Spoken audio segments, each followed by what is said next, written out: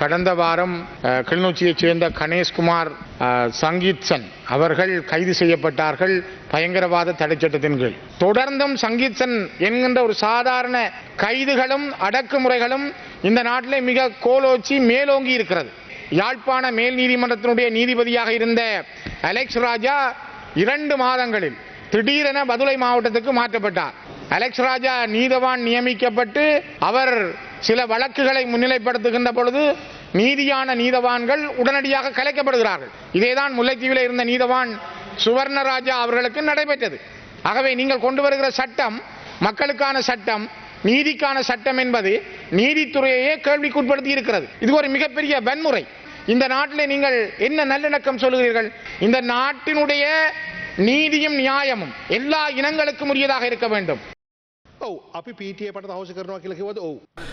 பயங்கரவாத தடை சட்டம் நீக்கப்படும், புதிய சட்டம் நடைமுறைப்படுத்தப்படும்.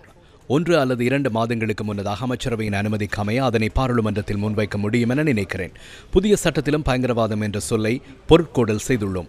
ஒருவர் பாடல் ஒன்றை பாடியமைக்காக பயங்கரவாத தடை சட்டத்தினூடாக கைது செய்யப்பட்டுள்ளதாக எனக்கு முன்னதாக கருத்து தெரிவித்த பாராளுமன்ற உறுப்பினர் கூறினார். அது முழுமையான பிழையான கருத்து.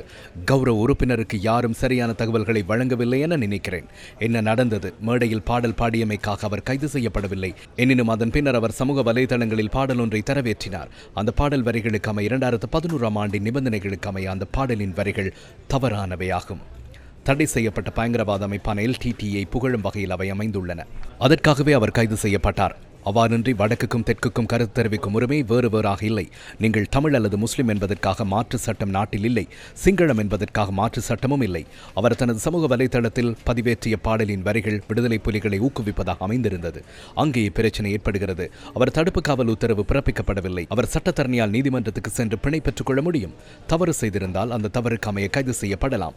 அதன் பின்னர் பிணை பெற்றுக் கொள்ள முடியும். நீதிபதி அலெக்ஸ் ராஜா தொடர்பிலும் கௌரவ பாராளுமன்ற உறுப்பினர் கருத்து தெரிவித்தார். அது தொடர்பில் சில விடயங்களை தெளிவுபடுத்த வேண்டும். நீதிபதிகளை இடமாற்றம் செய்யவும் அதேபோன்று ஒழுக்காற்று நடவடிக்கை எடுக்கும் செயற்பாடுகளில் நிறைவேற்ற அதிகாரம் கொண்டவரோ அல்லது அரசாங்கமோ தலையீடு செய்வதில்லை.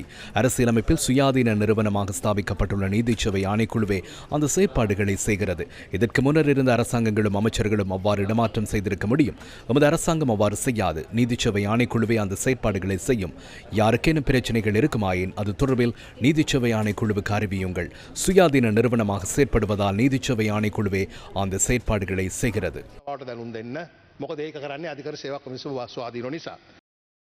அது ஒரு கருத்து. அந்த கருத்தை நீங்கள் பயங்கரவாத தடுப்பு சட்டத்துக்கு இல்லாட்டி அவசர கால சட்டத்துக்குள்ள கொண்டு வந்து அதை தடை செய்ய முடியாது. எந்த அளவுக்கு உங்களுக்கு இந்த சட்டம் சம்பந்தமாக இருக்கிற அறிவின் தன்மை தான் எடுத்து காட்டுதே தவிர வேறு எதுவும் இல்லை. உங்களுடைய அரசியல் தோல்வி, உங்களுடைய நோக்கங்கள் தோல்வி. அதை மூடி மறைக்கிறதுக்கு நீங்கள் இந்த பயங்கரவாத சட்டமோ நீங்கள் இந்த அவசர கால சட்டத்தையோ பயன்படுத்தி நீங்கள் இந்த கருத்துக்களை நசுக்கலாம் நீங்கள் நினைக்கிறீர்கள் என்றால் அதுக்கு மேலே இருக்கக்கூடிய ஒரு பகல் கனவு கிடையாது என்பதை திட்டவட்டமாக சொல்ல விரும்புகின்றேன். கிளிநொச்சியை சார்ந்த ஒரு இளைஞர் தடை செய்யப்பட்ட இயக்கம் ஒன்று தொடர்பான பாடல் ஒன்றினை வெளியிட்ட தொடர்பான ஒரு விடயத்தை மையப்படுத்தி அவர் கைது செய்யப்பட்டிருந்தார். உண்மையிலேயே நாங்கள் நம்புகின்றோம் இந்த இவ்வாறான விடயங்கள் தவிர்க்கப்பட்டிருக்கும் பட்சத்திலே நாங்கள் நிச்சயமாக இந்த கைதுகள் மேற்கொள்ள வேண்டிய தேவையும் இருந்திருக்காது. ஆனால் இது தொடர்பாக நமது பொதுமக்கள் பாதுகாப்பு சம்பந்தப்பட்ட அமைச்சு இது தொடர்பாக நடவடிக்கைகள் எடுத்துக்கொண்டு வருகின்றது. குறிப்பாக இது தொடர்பான சட்ட திட்டங்கள் தொடர்பான சில விடயங்கள் தொடர்பாக அவர்கள் ஆராய்ந்து சரியான முடிவு ஒன்றினை அவர்கள் எடுப்பதற்காக அவர்கள் அந்த விடயத்திலையும் அவர்கள் மிகவும் தெளிவாக தெரிவித்திருக்கின்றார்கள்.